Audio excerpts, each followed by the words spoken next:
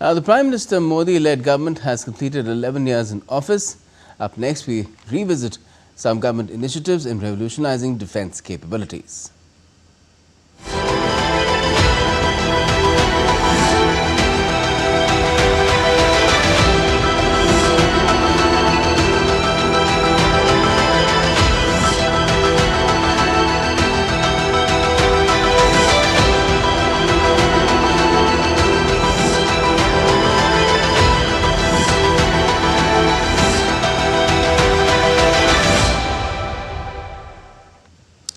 Prime Minister Modi today said that over the past 11 years, India has witnessed remarkable advancements in its defence sector, marked by a clear focus on modernization and self-reliance in defence production.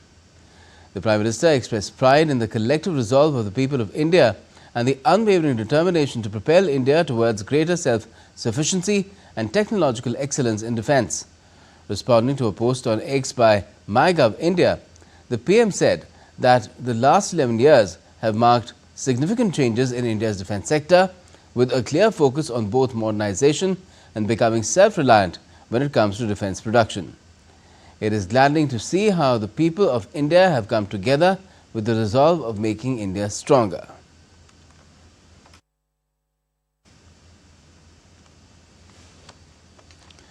Well, in the last 11 years, India's defence sector has undergone a historic transformation under Prime Minister Narendra Modi's inspiring leadership, which has led to stronger borders, modern armed forces, indigenous weapons, record defence exports and global trust. Here's a report.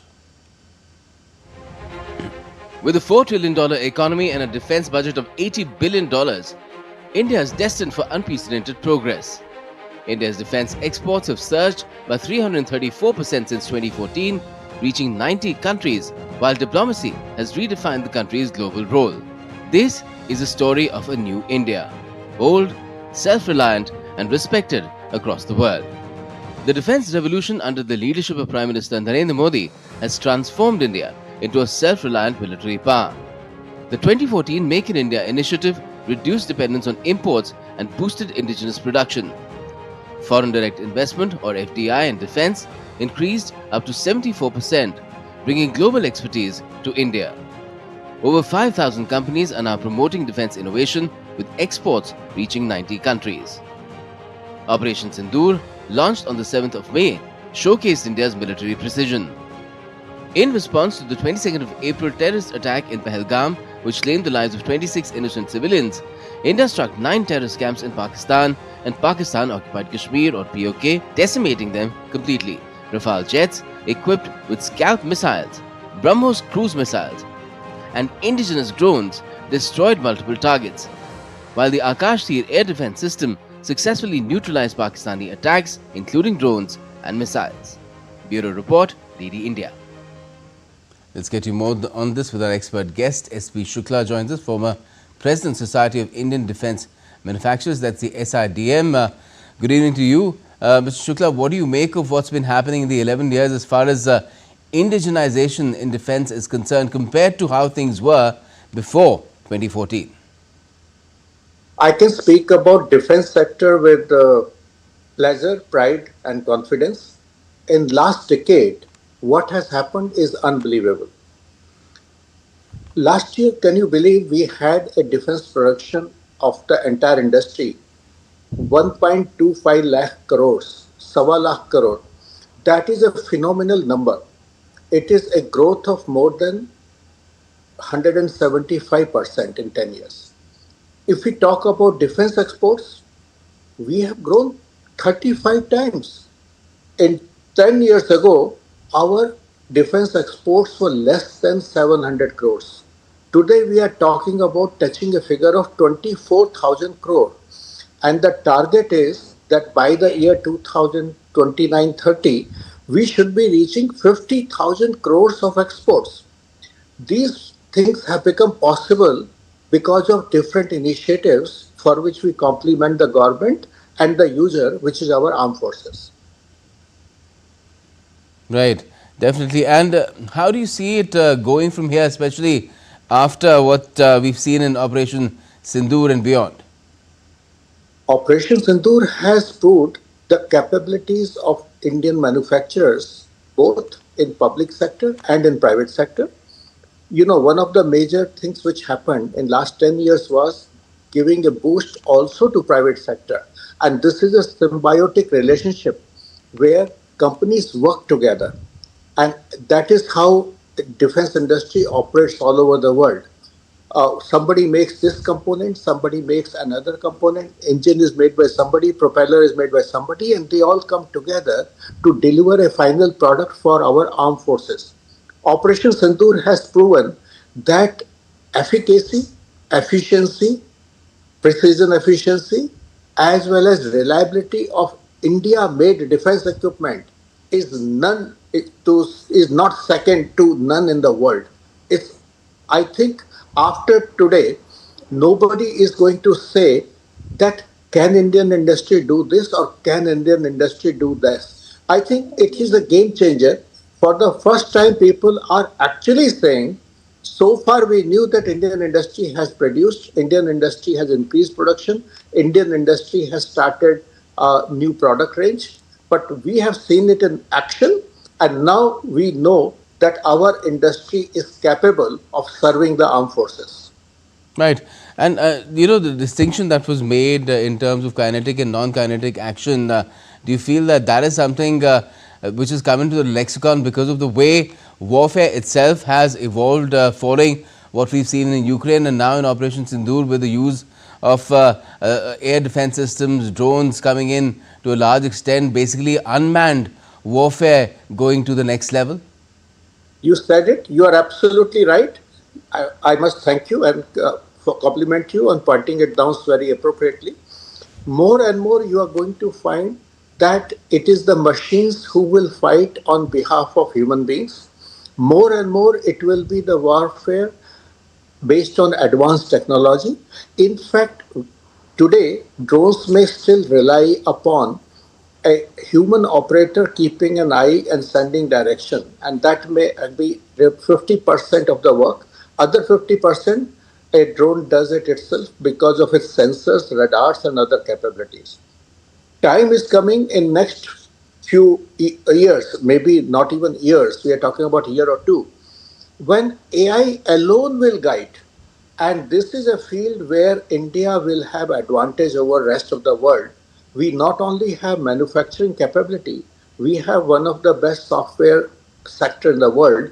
Together, when defense and software sector come together, you will see that AI technology guided defense equipment, as you rightly said, the But distinction can not. let me, sorry for interrupting, but it's also said that a lot of components for drones still come from China.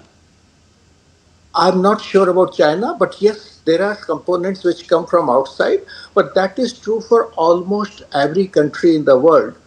I'll give you an example, very simple example. In case of NATO countries, lot of components and assemblies are made in each other's country. It is not that if you have a fighter aircraft, everything is made in the US or everything is made in UK or France. They buy from each other a lot, which are all NATO countries. Same thing was in case of old Soviet Union. Something might be made in Russia, assembled in Russia, something. So defense ecosystems are such where there is considerable interdependence on each other. Main thing from national security point of view for us is that our dependence on a component should not be such that we are unable to do things. So how do you think is India positioned there, geopolitically in terms of its strategic independence, or a sort of balancing between two camps and emerging as a fulcrum of global strategic moves and the future of in fact the world really resting on multipolarity? You are right. India is now emerging as a great provider of national security to different countries. We have our own ecosystem where we believe that there are reliable sources of supply being developed. And this is an era of interdependence where you have to find reliable partners. And that is where creation of joint ventures with reliability has become very important. One of the best shining example of JV has been BrahMos, which is between India and Russia. Like this, there are several JVs working. It shortage of time, I will not name each one of them. They are emerging in the field where we know that while we'll make in India with collaboration, once JV starts, it is independent, it is able to do things on its own with complete technology transfer. We have made considerable progress. If you say how much, I would say that largely we have now process and systems in place that if the time comes and if it is needed, we can possibly decouple, largely decouple from dependence on outside world. Okay. It is still few years away. It will take few more years of work. Where, Others where, have where do you think it is the most challenging, this decoupling that you're mentioning? Because one area which I think our defense forces have also been pointing out is the development of jet engines and capabilities such as stealth, fifth generation, whereas an enemy country, if we can call it that, has been even showcasing sixth generation capabilities, so to speak of, unproven as yet. The sixth generation is still in future, but you are very right. Fifth generation has begun to arrive in the air forces of several countries today. Uh, Two things which where we need to do a lot of work is jet engine. Uh, I won't go into technical details, but the main issue there has been coming on the metallurgy. You Yes. need certain metals which alloys which do not melt at temperatures of 2000 degrees centigrade, 2200 degrees centigrade. We have the engine capability. We are capable of making engines. It is the metals where we need to do some more work. I'm confident that our great institutions. Why has it been so challenging? Well, this is something which I think the relevant companies and departments will be able to speak. Okay. But the work has been going on jet engine for a while, and now we have reached stage one. This is what I saw when I was part of the DRDO review committee. We have reached stage one, so our jet engine is ready to be used for certain applications. Beginning with certain large UAVs, the work has begun. So Kaveri Okay. engine is being used, but we need to move to the next stage of using it for aircrafts.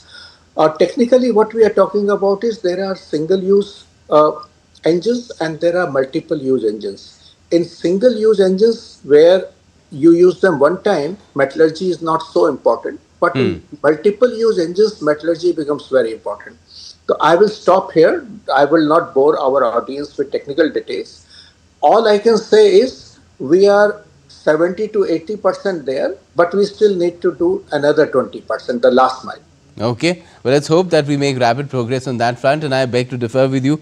I don't think it's boring at all. It's fascinating. I wish we had more time to talk about it, but I'm afraid I'll have to say thank you to you for the moment. But thank you so much for joining us, SP Shukla, former President Society for Indian Defence Manufacturers, to talk Thank about you this so 11 years much.